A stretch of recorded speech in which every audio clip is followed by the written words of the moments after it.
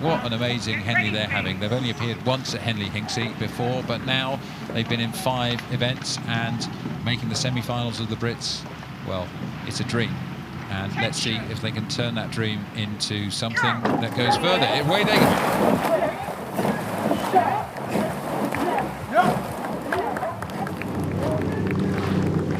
Legs driving down in the Hinksey crew, determination on their faces, absolute focus at this stage. You've got to be clean, you've got to be quick. It's a high rating, spray flying, knee jerking, boat bouncing period of start, and then they've got to get out and flat and fast now. And Hinksey, to me, have really taken this on. They've got an aggressive start, they've got out, and I think that they're taking this race to London. As we just look at Troy O'Reilly in the strokes, he glance across with a little bit of a nervous look, if I'm honest. I think both crews absolutely level as they're coming through the island. Yeah, so Hinksey, I think, did have a bit of a fly there. All credit to them. They really are taking the race to London Rowing Club A. They've got a little bit of a lead as we come on side from our cat. Looks like maybe a metre or so, half a canvas of lead. And, well, it's a really great race so far. And London on the far side, they will not wanting to go any further seats down in the first few hundred metres of this race. And you can just see Rebecca Marshall just giving those orders to Hinksey, saying, this is it, we are up, we have got out of the blocks nicely, we're into our cruising pace. And you can see stroke man Daniel Bradbury really focused, just picking that point in the distance and driving his legs down, setting that rhythm for his crew. Yeah, total focus on those faces and total focus on the best possible performance through this race. They'll have their plan, and this is the stage in the race where they're really looking now to turn it into length and rhythm. So you want to see the legs coming vertical at the front end. You want to maximize the stroke length. You can afford some shorter strokes when you're trying to accelerate the boat up, but now is the time for length and rhythm, and that's what they're going to be hearing from Cox Rebecca Marshall. She looks down the course, all she can see is what's in front of her. She can not see what's behind her. She just wants the athletes to get that advantage through excellent technical rowing. And London, well, they're a couple of seats down, they'll know that, but the Cox were telling them to stay calm, to trust their training, to row their own race, to get the length that they need to make that transition to the speed for the next phase, the next quarter of the course. Yeah, it's so important just to keep that cool, calm interior as everything around you is starting to scream. The legs are working, the lungs are working, that extra noise from the bank. You just need to be focused in that bubble to make your seat and your boat go as fast as you can. Yeah, so the blade's going really sharply from the Hinksey Sculling School crew. They do their land training in an old pumping station in Oxford, and you know, that power, that pumping, that's what they're asking their legs to do now. A little bit of a glance across, another glance across. So are they starting to worry that their opposition is moving? Well, trust the process. Stroke Daniel Bradbury, that's what he needs to do. Set the length, set the rhythm, keep the focus in the boat. Special mention must go to the two-man Joe Travis's haircut. I have to say, haven't seen locks like that in a while, and it must be making them go a little bit faster.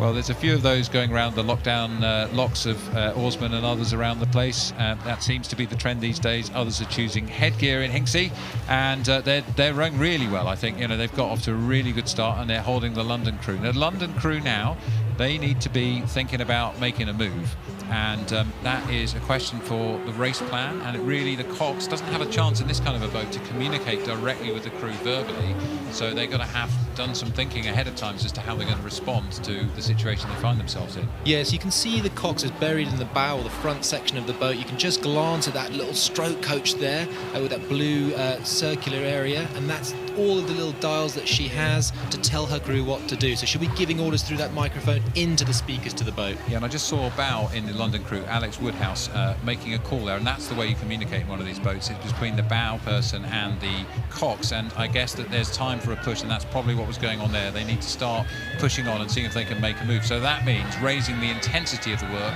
and seeing if they can get a commensurate return in the boat speed in the London crew.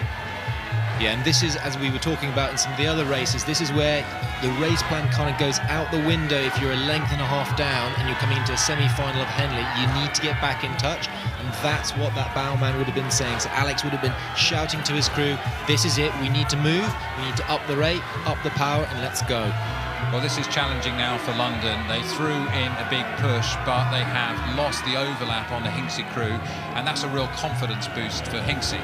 You know, they can now see that they've got clear water advantage over London, and that, whatever your level of experience, always gives you a moment where the shoulders start to relax a little bit more, you can breathe a little bit more easily, you start to be a little bit looser, and that's what we're always searching for in rowing. But when that arrives through being a length of clear water up on your opposition, well, that's a much better feeling. Yeah, rowing rewards just love fluid, calm, collected rowing, and that's much easier to do when you're ahead. The other thing that's worth mentioning is just that little popple, that little bounce that comes from that leading hull starts to affect the trailing hull and the trailing boat the further you get away, so really trying to keep in contact with that leading boat.